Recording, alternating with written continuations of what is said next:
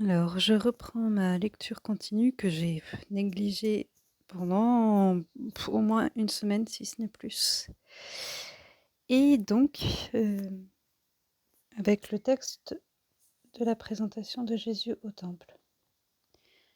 Et lorsque fut accompli le temps de leur purification, selon la loi de Moïse, ils le portèrent à Jérusalem pour l'offrir au Seigneur, selon qu'il est écrit dans la loi du Seigneur, que tout enfant mâle sorti le premier du sein maternel sera regardé comme consacré au Seigneur, et pour donner en sacrifice, selon ce qui est dit dans la loi du Seigneur, une paire de tourterelles ou 2 jeunes colombes.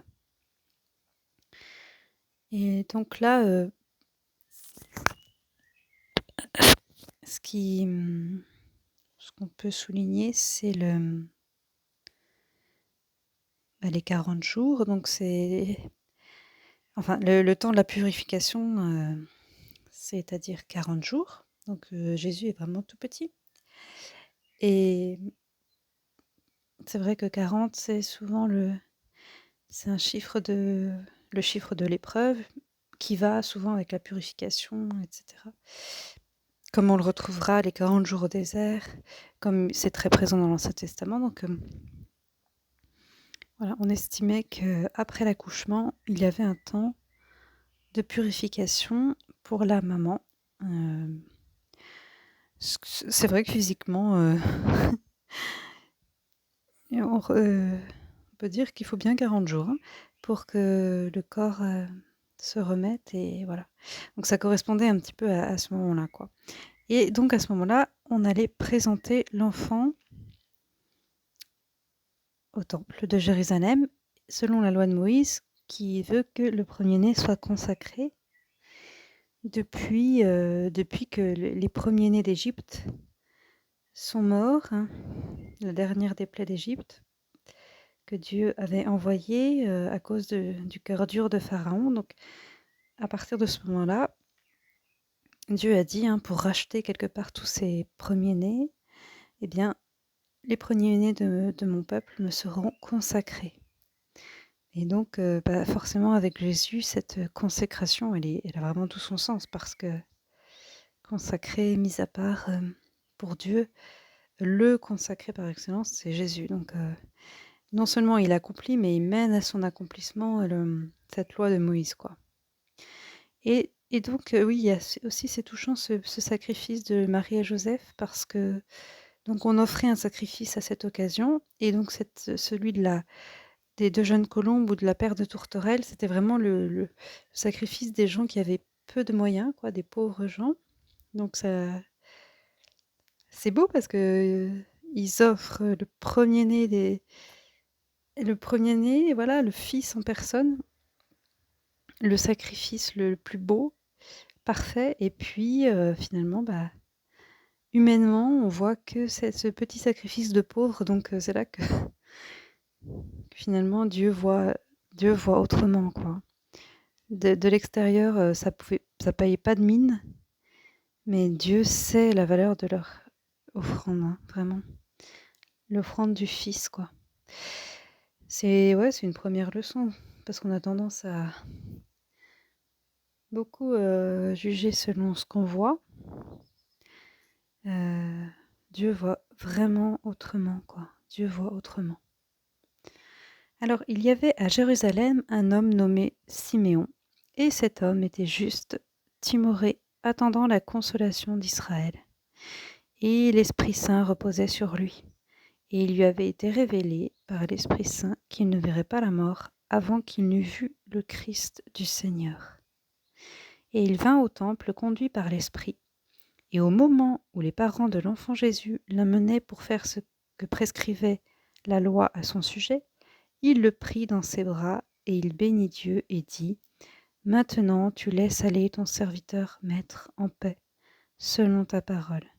Car mes yeux ont vu ton salut, que tu as préparé à la face de tous les peuples, lumière pour éclairer les nations et gloire de ton peuple Israël. » Et son père et sa mère étaient étonnés de ce qui avait été dit de lui. Et Siméon les bénit et dit à Marie sa mère : « Voici qu'il est voici qu'il est placé pour la chute et le relèvement d'un grand nombre en Israël, et pour être un signe en but à la contradiction. Et ton âme à toi aussi sera transpercée d'un glaive. Tout cela afin que soient découvertes les pensées d'un grand nombre de cœurs. Et il y avait une prophétesse, Anne, fille de Phanuel, de la tribu d'Azer. Elle était très avancée en âge, ayant vécu avec son mari 7 ans depuis sa virginité, et devenue veuve jusqu'à 84 ans, qui ne quittait pas le temple servant Dieu nuit et jour, par les jeûnes et les prières. Et paraissant au même moment, elle rendait gloire à Dieu, et parlait de l'enfant à tous ceux qui attendaient la délivrance de Jérusalem. Alors, ce qu'on peut souligner là, c'est encore une fois vraiment une présence de l'Esprit Saint assez forte chez Luc. Ça me frappe depuis que j'ai repris l'Évangile. Tout de suite avec Zacharie, avec Élisabeth, d'abord la Vierge qui va voir Élisabeth, Zacharie qui prophétise par l'Esprit Saint, la Vierge aussi, au moment de la visitation. Encore là, de nouveau, on nous dit il était plein d'Esprit Saint, c'est l'Esprit qui le pousse au temple. Donc, on se rend compte qu'il y a une très forte action de l'Esprit Saint dans le cœur de ceux qui accueillent le Christ, parce que c'est vraiment pas des gens puissants ou humainement parlant. Dieu aurait pu vouloir plus d'efficacité par exemple en faisant en sorte que les rois du monde accueillent le Christ, l'empereur, je sais pas moi.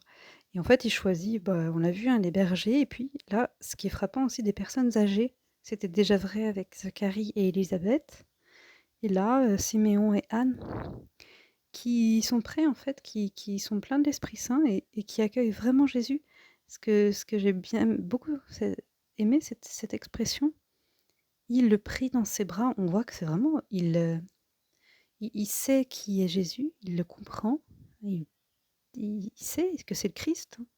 Mes yeux ont vu ton salut, quoi. Lumière pour éclairer les nations. Donc il sait, cet enfant est grand, mais il le prend dans ses bras, il l'accueille totalement. Je trouve que par cette expression, on voit qu'il accueille vraiment Jésus dans son cœur, quoi, dans ses bras et dans son cœur. Et puis Anne aussi, elle a le feu, elle. Donc après, elle rend gloire à Dieu et elle parle de tout le monde, de Jésus à tout le monde. Elle n'est pas... C'est une vieille femme, mais alors elle a du feu, quoi. Donc ouais, et puis aussi, ce que j'aime bien, c'est que ces 2 personnes, finalement, c'est sur la fin de leur vie qu'ils voient la lumière, quoi, enfin. Et c'est ça ce qui m'a fait réfléchir, c'est que des fois, on voudrait des réponses, on attend des lumières, on a des projets et on a une certaine impatience, en fait. Mais Dieu, il agit que dans la patience et ça, c'est pas facile. Alors c'est déjà vrai dans la nature. Dans la nature, Dieu agit par la patience. Il y a un truc, ça pousse pas du jour au lendemain. Enfin, il faut toujours un enfant, il faut 9 mois pour. Donc il y a une notion de patience dans la nature, mais c'est vrai aussi dans son action. On le voit dans toute la Bible et là aussi. Et dans nos vies, c'est pareil, quoi. Donc c'est pas toujours facile parce que on voudrait que ça avance vite, on voudrait avoir des réponses tout de suite et tout. Et des fois, il faut prier longtemps, être patient, attendre longtemps, comme Siméon et Anne. Et enfin, on a la lumière qui à nos yeux, quoi. Et puis, bien sûr, on peut pas ne pas souligner, la prophétie, du cœur transpercé de la Vierge Marie. Ton âme, toi aussi, sera transpercée d'un glaive. Toi aussi, comme s'il entrevoyait le cœur transpercé de Jésus. Et ce qui m'a toujours frappée dans cette prédiction, c'est que il lui dit: «Ton fils, il va être en but à la contradiction, mais il faut que toi aussi, tu souffres pour que soient révélées les pensées d'un grand nombre de cœurs». Donc il voit qu'il faut que Marie et le Christ soient associés, quoi, dans le salut. C'est très fort. Voilà. Et enfin, en tout cas, il y a plein de choses, encore une fois, dans ce texte, mais la patience, moi, c'est plutôt ça que je retiendrai, la patience, pour accueillir le Seigneur.